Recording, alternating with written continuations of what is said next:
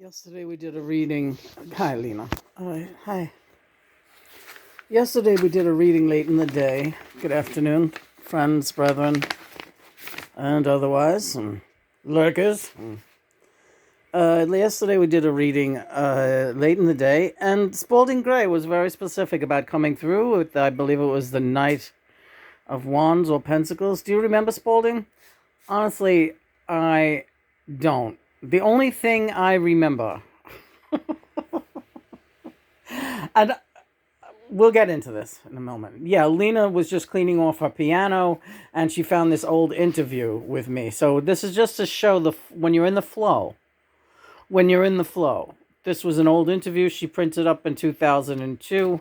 I was still among the walking wounded here on the planet. The walking wounded, barely walking. I was in bad shape. Look up Spalding Gray. You get the whole sad story. I, frankly, am tired of it. What I wanted to say, Lena, yes. And John, of course, my goodness, yes. Spalding, why don't we have you in every day? I don't know. I said, she liked me as a drinking buddy, and that's that. I knew a lot of those kind of people, Yeah, me too. Once you're not drinking anymore, you can't, there's certain people you cannot tolerate. Right. Because who wants to be around them? You know what I'm saying, yes. But the one thing I do remember, I think it was, Lena, I think it might have been the Knight of Pentacles. But you go back and we'll look at it. All right, it was a positive reading. It was about a knight, one of the knights. It's funny, John, there's a surprise involved here, so I can't say anymore. He's very tricky, this guy. Yeah. I was going to say, you used to have me on as a guest quite often, always drinking. It was a lot of fun. I had a lot of fun. And my favorite all time of the lost Facebook videos of the collection, yes, what we out here now just call the collection, right? The Immaculate Collection, if you will, yes, was when me, you, George, John, and Joey Ramone had bagels and lox. We had a brunch, yes. And you and Johnny went down to Rockaway and got the good shit, as Joey Ramone says, yes.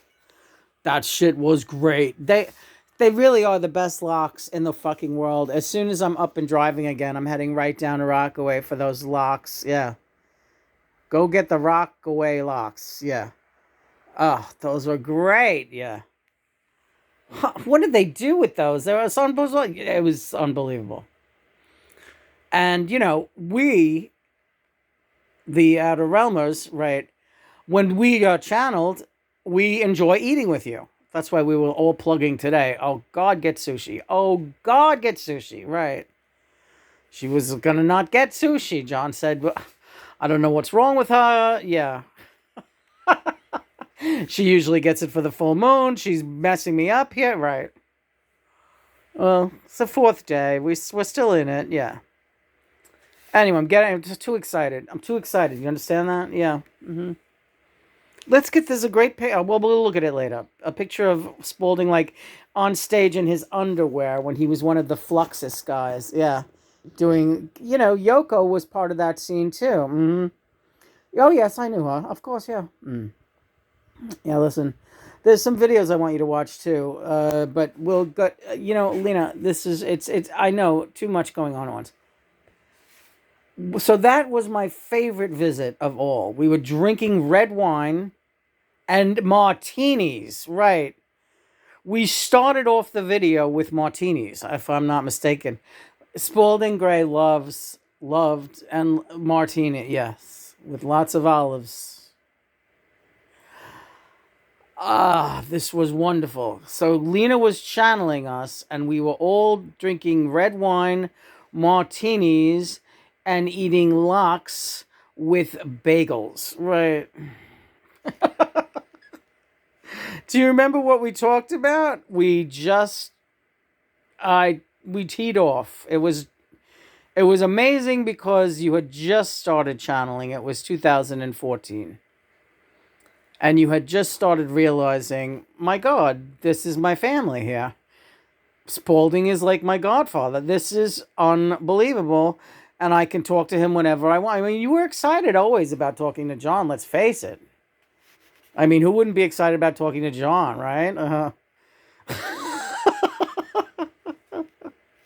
But when you started to realize that you could channel all of us, your head was, I think, reeling, right? Yeah, it really was incredible. I think I needed to drink in order to tolerate it. I, I don't want to promote that kind of behavior, but I will but I'm not saying you should do it anymore because you're happy you're not drinking. You even said the other day you don't miss the hangovers. Oh, I spent my entire life hungover. It's amazing. Quality of life was so poor, for so many reasons from drinking. Yes, I had the same addiction. I had the same addiction. And yes, when my injuries overtook me at the end and I was in chronic pain and very much a disabled individual, Uh, drinking did not help, even though, believe me, I gave it the college try, and I chose to end my own life. But I'll encapsulate, or as John would say, encapsulate, and because I don't want to delve into that anymore. That's all been hashed over ad nauseum.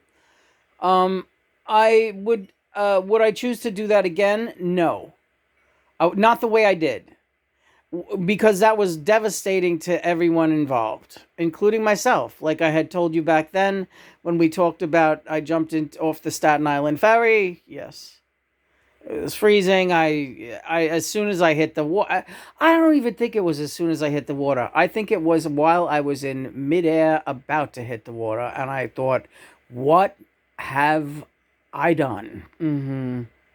What am I doing and what have I done to everyone I love and much no less to myself? What the fuck? But the pain. But the pain, you just wanted to stop. You just wanted to stop.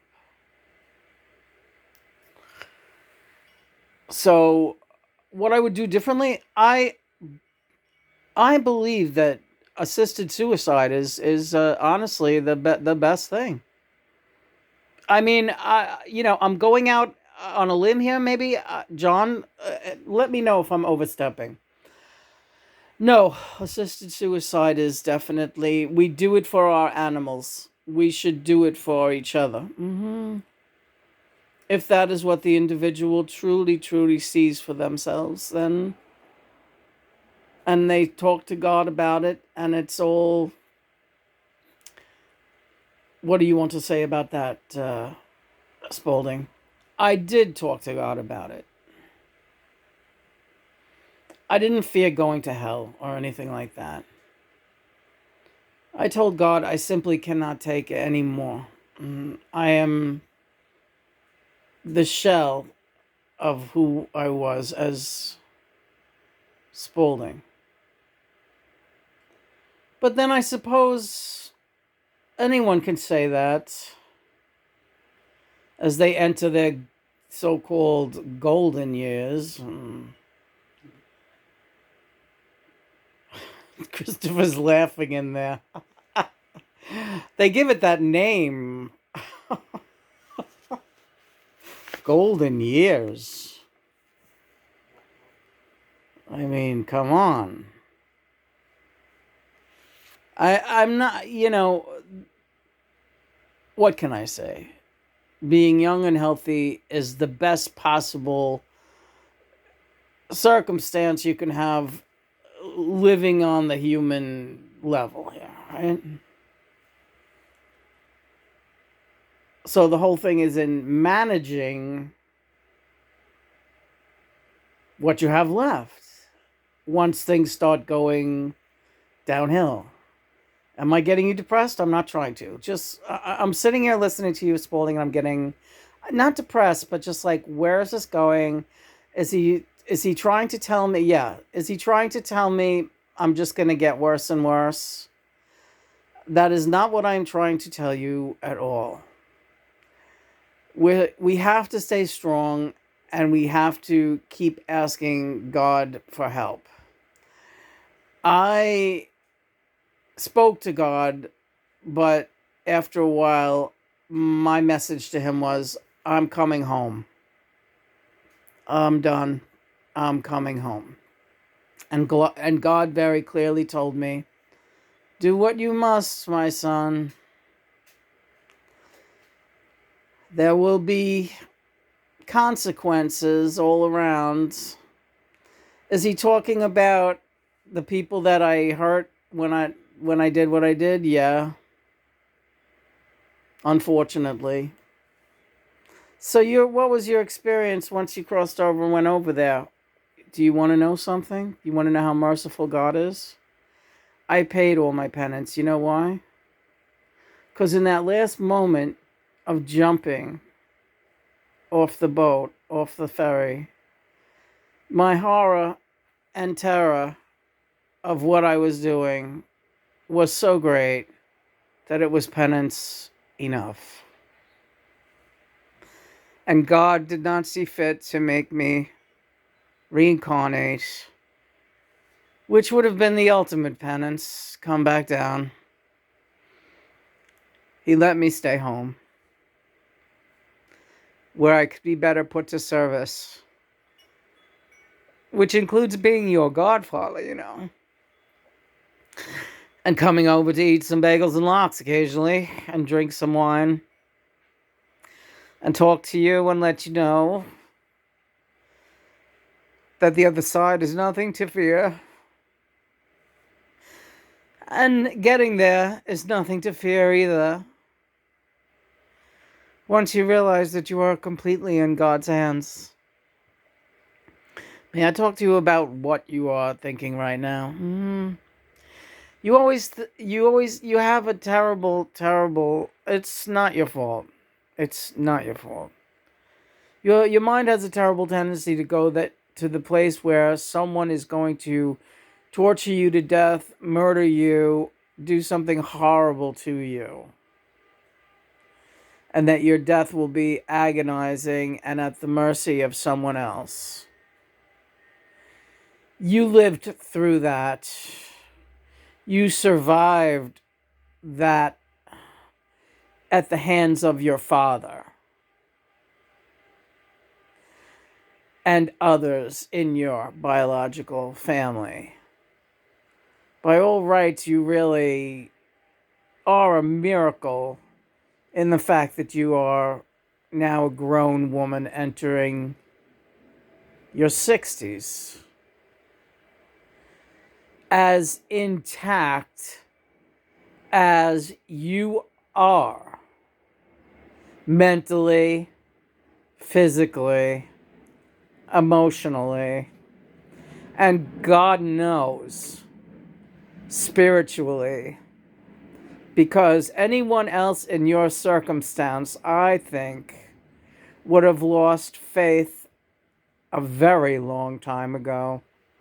Faith in God, faith in goodness, faith in joy, faith in finding love.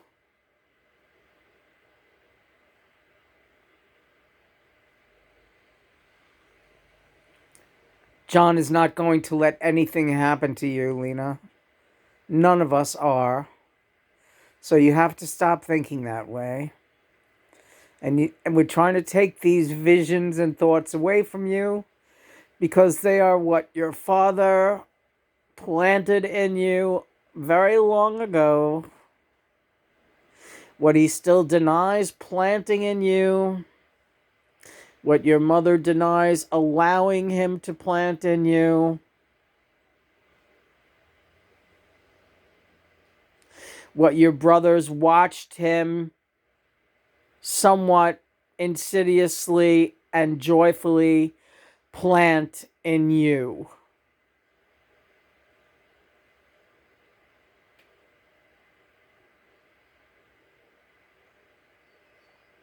Okay. They're implants. Do you understand? Yes. We're removing every last implant, and this is a tough one. This is the one that wakes you up in the middle of the night, terrified and looking for John, and scared to death that he's not going to be there. He's there. We're all here.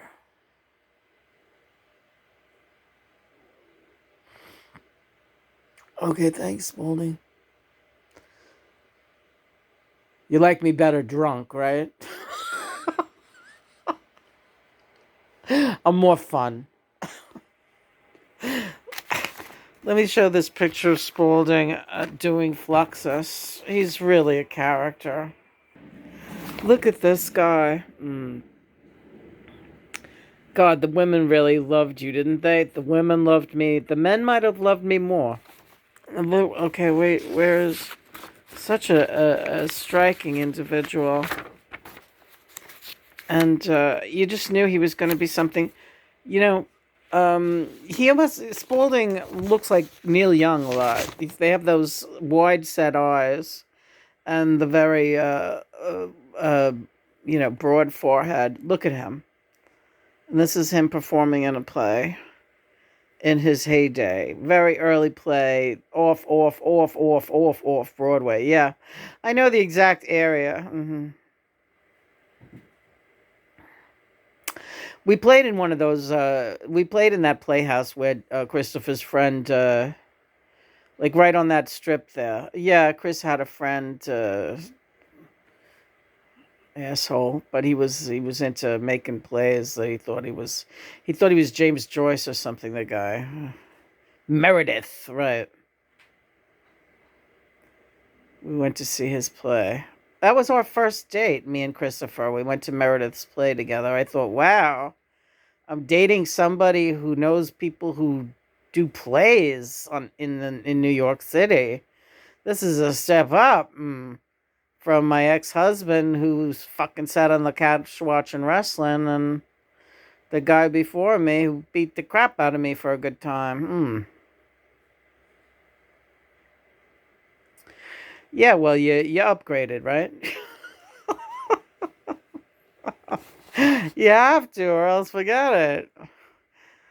But, so, Spalding, it's wonderful to have you here.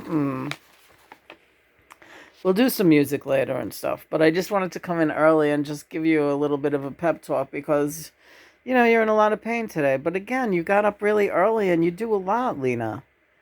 You're convalescing from this terrible injury, and you're feeding cats, and you're doing arts and crap, as you call it, and you're lifting boxes. And do you realize what you're even doing? Do you even know what you're doing? I don't think I do. I don't know what, you know what, you want to be the way you were when you were able to do things. So to do things differently now and do them slower and make and accept the fact that I'm trying, Spalding. Yeah, accept the fact that your body's not the same. Your body's not the same. But you're gonna be okay. You are okay. Thanks. All right, take that picture of John. I want. All right. We got a new pillowcase. This is really nice. And here's the one that I love this because this is the picture that John looks like. He says, hungry as a wolf. This is how he looks at you when he's getting ready to fucking do a number on you. Well, not on you, anybody out there. On me. And this is me when I'm saying, go ahead, give me your worst, pal. I dare ya. Is she not the perfect girl for me, Spalding? She is. Everyone knows it. You're a total match, and a great one at that. So enjoy your sushi. We'll be there enjoying it with you. Oh, and caviar, right? You had caviar, right? She made bagels. Joey, of course I remember. What are you, crazy? Yeah. Bowie was at. I was waiting. Right. Bowie came. Yes. Bowie was at the Bagels and Lox dinner. So was Sandy. Yeah. Oh God, I'm in trouble again. That is worth working on your musical. Can we do a rousing rendition? I see no reason why not. Yeah, you can just use this thing as a drum. Da-da, da-da-da. Wait a minute, don't let this fall. Da-da, da-da-da, da-da-da-da-da. Da-da, da-da-da, da-da-da-da-da. In trouble again. God help me, I'm in trouble again. In trouble again. Oh, tell me now, what did I do? Wow, it's been a long time. No use pretending this love is ending. Oh, I'm in trouble again. I'm in trouble with you. Da da da da da. In trouble again. I don't believe it. I'm in trouble again. In trouble again. Oh, I'm afraid that it is true. Ba-da-ba-da-da-da. But there's no trouble. Yeah. Without my double, oh, I'm in trouble again. But we're far from blue. Da da da da da da. Some may say that all this.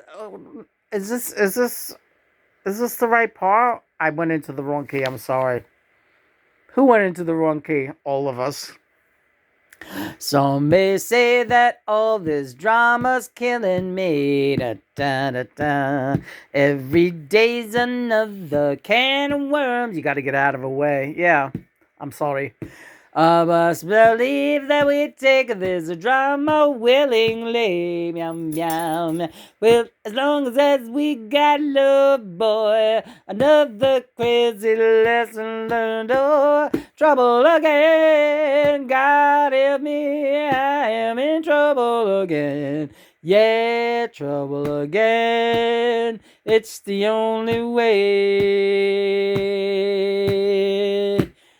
We'd never sweat it. Nice work if you can get it. Oh, in trouble again. Oh, yeah, trouble again. Hot shot mama. TIOUBLA. I love you and you love me well. Just as happy as we can be, good Lord. We're never born.